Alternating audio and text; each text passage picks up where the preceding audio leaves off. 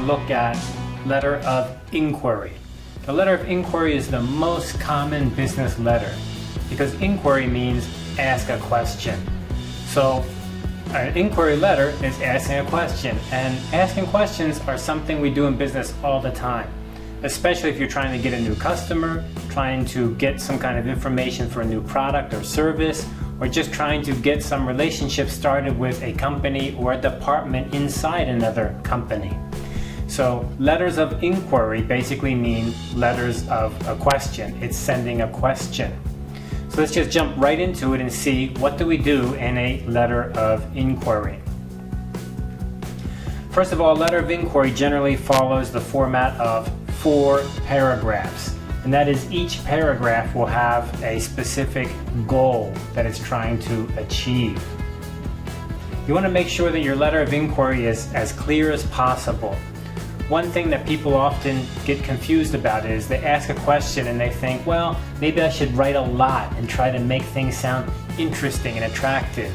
But in reality, the best thing is to get right to the question as soon as you can and to kind of save time. Now, let's look at how we do that by looking first at paragraph number 1. So the first paragraph of a letter of inquiry, very straightforward, it's to reference. What does reference in this case mean? It means, how do I know you? How do I know who you are? Where have I seen you from before? Where did we meet before? How do we know each other? So this is a way at the very beginning to say, I know you. It's kind of to make a connection. Now maybe I really know you. I met you before, so I can say something like, we met previously at the Taipei Computer Conference. That's very clear. I can say we met on May 5th at the Taipei Computer Conference, even more clearer. So that's really helpful. I may not really know you, so I can say something like, I know about you, or I know about your company, or I've heard of your company. So these are ways to say, how do I know something about you? And when I read the letter, I feel, you already know something about me, so I should read more of the letter. So that's paragraph number 1. In your QBL online, there are examples for each paragraph, so look at those carefully. But here, let me just quickly bring up a few points to this example. Last week, July 20. So it's really nice to give a date. Give a little date.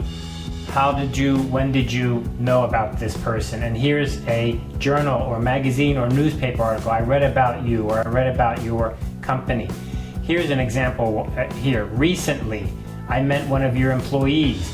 And then here's the name, Mr. Gates. And we met on this day in October. That's a really clear and excellent way to get the letter started. So paragraph 1 is short and it's a reference. How do I know the receiver? How do I know you? Okay, let's move on to paragraph number 2. In paragraph number 2, this is your chance to introduce who are you, right? Why are you important to send this letter? So let's take a look at an example here. Introduce the writer of the letter. You want to give a good impression, but you want to only write about important things because you don't want to waste time. So you don't want to say things like, I'm famous, or I'm wonderful. You want to say things like, what's your business? What's the business you do? What's the importance of your business? What's your product line? Things like this. So let's look at some examples of paragraph number 2.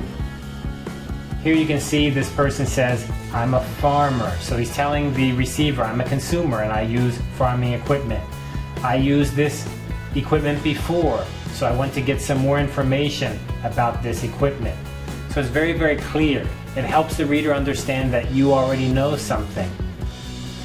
In another example here, we can see that this person introduces their company. This is a business-to-business letter, and they say, we are a distributor, and we are working in southern China. So this is introducing the person who wrote the letter. Remember, this is the sender. This is the person who sent the letter. Who am I? Why should you read my letter? Why am I someone you should pay attention to? But you don't want to waste too much time. Get right to the point. 2 or 3 sentences is more than enough.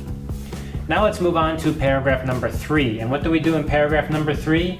This is where you ask your questions. Very straightforward questions.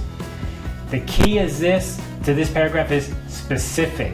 You must stay specific. What does specific mean? Stay very, very clear and don't write too much. Ask the question clearly. It may be helpful for you to break the question into small pieces. 1, 2, 3, or A, B, C. This kind of thing can be helpful. So here are some ideas that you could follow. For example, we're often asking about price quotations. This is very normal. And here are some examples. Again, your QBL will have many examples for you. So here we have an example of a question, and this person here was a consumer and he just asked straight out about this product. And he's very clear. Please send me pricing information, finance information, terms information, warranties, and specifications. This is wonderful, really good. This is exactly what I want. They don't say, just send me something, anything is okay. But they're very, very specific about what it is desired to have in the answer. Here's an example of business to business, so B2B. In this case, we're interested in beginning some negotiations. So they want to have a business-to-business negotiation, a buyer-seller relationship. So we want to learn more about your product lines and if you would like to sell in this market. And we'd like to get some more information about your marketing and your pricing strategies. So that's very good, very clear. So you can see that the question section can be short and clear, nice and easy to understand, I think is the key point. Now let's go to the last paragraph, the 4th paragraph. In the 4th paragraph, you're going to basically come to a conclusion, and of course, you want to thank the reader for reading this. Thank you for your time, for example. But you also want to be very clear about the response. So I like to use this word here, time frame. Time frame means when do you expect them to respond? When do you expect to get an answer? Time frame. It's like a window frame, right? What is this time in here that I would like to get an answer? If it's later than that, it's too late, right? So that's called the time frame.